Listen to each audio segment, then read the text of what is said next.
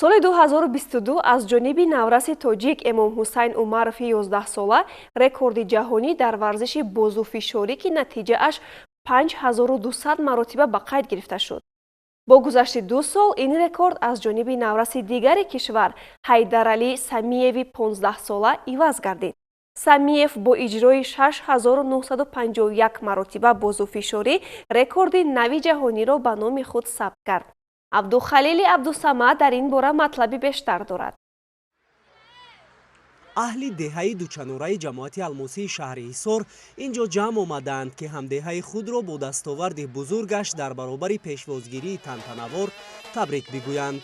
Ҳайдаралӣ Самиев 15 сол дошта рекорди нави ҷаҳониро дар бозуфишорӣ ё ба истилоҳи маъмулӣ аҷумания гузошт. Ин натиҷаро дар назди комиссияи махсус аз китоби рекордҳои ҷаҳонӣ ва Федератсияи Россия дар шаҳри Москав нишон дод. Бино ба гуфтаи худаш, ӯ қобилияти беш аз 20 000 маротиба бозуфишориро дорад ва барои ин муваффақият солиёни зиёд аст ки пайваста тамрин мекунад ва натиҷаи заҳматҳои ӯ ҳамакнун самар меорад. Натиҷаи рекордии Самиеви 15-сола 6951 бозуфишорӣ ё ҳамун аҷумания ба ҳисоб меравад ки дар муддати 6 соат иҷро намудааст. Рекордгузори тоҷик бозуфишориро дар ҳузури намояндагони махсуси китоби рекордҳои ҷаҳонӣ ва мутахассисони Русия иҷро намуд.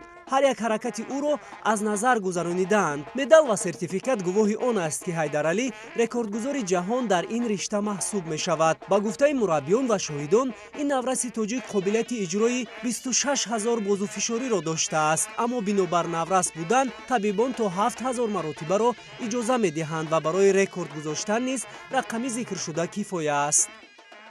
ман дар шаҳри Москва дар муддати 6 соат аҷмалик задам, 6990 та задам.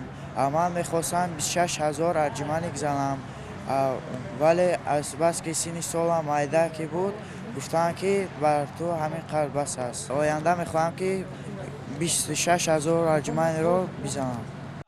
бозуфишорӣ шуғли асосии Ҳайдаралӣ Самиев нест. ӯ давоми 8 соли ахир аст ки ҳамзамон дар риштаҳои гӯштини самбо ва ҷудо низ тамрин менамояд.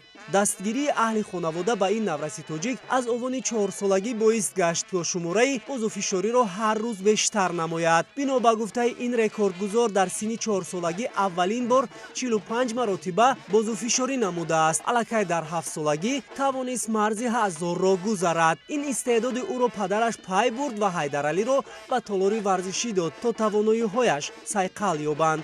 ёдовар мешавем ки аввалин бор ин рекорди ҷаҳониро дар бозуфишорӣ ё худ ба истилоҳ ҳамон аҷумания навраси дигари тоҷик Эмомҳусайн Умаров дар синни 11-солагӣ 12 январи соли 2022 бо иҷрои 5200 адад гузошта буд.